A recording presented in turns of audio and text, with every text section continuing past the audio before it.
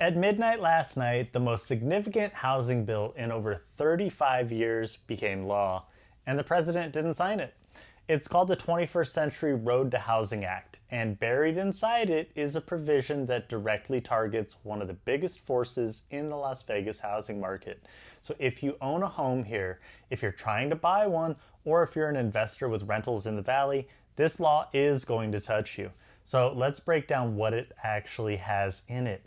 So what it means specifically for Las Vegas, and just as important, what it doesn't do. So first, the quick backstory, because it's genuinely strange.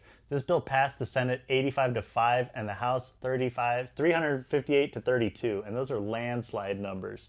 There was supposed to be a signing ceremony at the White House last month. Then the president canceled it and said he wouldn't sign the housing bill until the Senate passed a separate elections bill. The Senate didn't.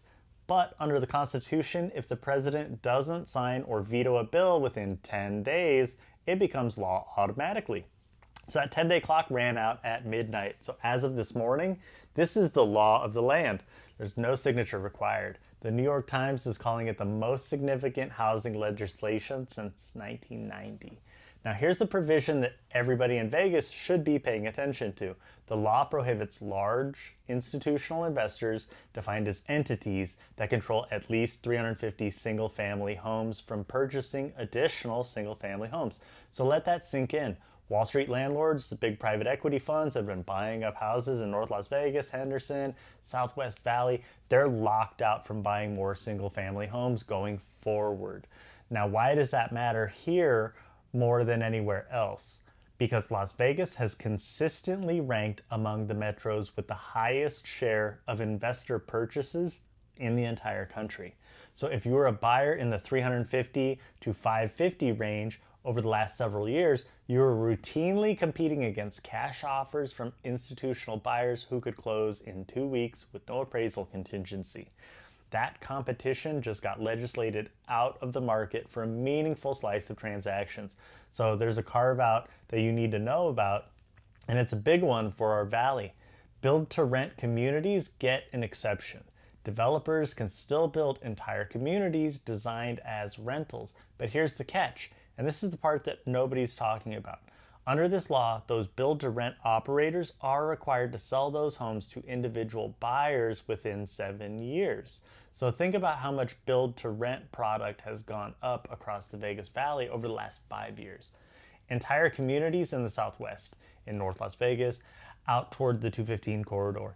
Every one of those homes now has a countdown clock on it. So 7 years from now, and rolling forward from there, we're going to see waves of former rental homes converting into owner-occupied inventory.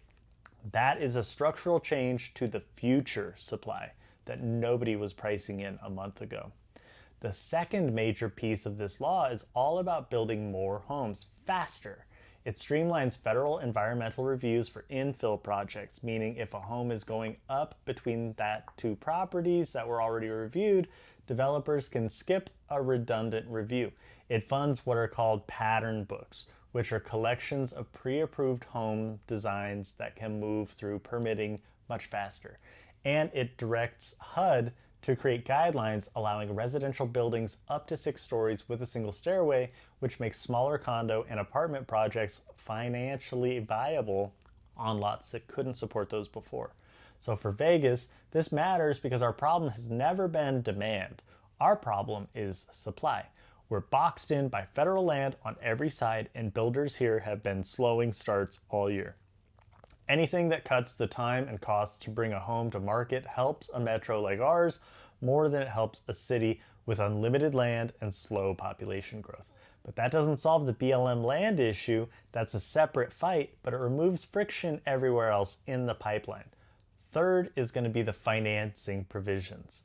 The law expands access to small dollar FHA mortgages under $100,000, which matters for the condo market and for manufactured housing. It raises FHA loan limits on manufactured homes, which is a real story for places like Pahrump, where manufactured housing is a significant share of the market. And it loosens restrictions on small bank and community lender mortgage originations, which should add some competition on the lending side over time. Now let me tell you what this law doesn't do, because I've already seen headlines this morning that are wildly overselling it. It does not lower mortgage rates. Let me get ahead of that. It does not send anyone a check. It does not force prices down next week. Most of the supply provisions will take years to show up as actual finished homes. So if you're waiting for this bill to crash Las Vegas prices, you're gonna be waiting a long time because the fundamental math has not changed. So we still have more households than homes. So who actually wins here and what should you do about it? If you're a buyer in the entry to mid-tier, roughly the 350 to 550 range in this valley, your competition just thinned out. The cash institutional buyer who beats you on the last 3 offers is legally sidelined from single-family purchases. Your offer with a mortgage and appraisal contingency just got relatively stronger, and that's real. So if you're a move-up seller, it's more nuanced. You've lost a potential buyer pool at the lower end because institutions can no longer buy your starter home when you sell it, but the individual buyers replacing them are your actual market anyway, and demand for real families in Vegas is not going anywhere. So price your home correctly, and this changes very little for you. If you're in the luxury market, Summerlin, McDonald Highlands, the Ridges, Summit, Southern Highlands, this law barely touches you directly. Institutions were never buying $2 million homes, but watch the ripple effect. A healthier, more liquid entry-level market feeds the move-up chain, and the move-up chain feeds luxury. So anything that gets first-time buyers into homes eventually creates your next buyer. And if you're an investor, the game just changed depending on your size. So if you own a handful of rentals, congrats, your biggest competitors just got benched.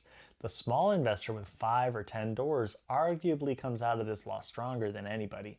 So if you're operating at scale, you need to talk to your attorney and your CPA this month, not this year, because the compliance provisions carry civil penalties. So here's my honest read.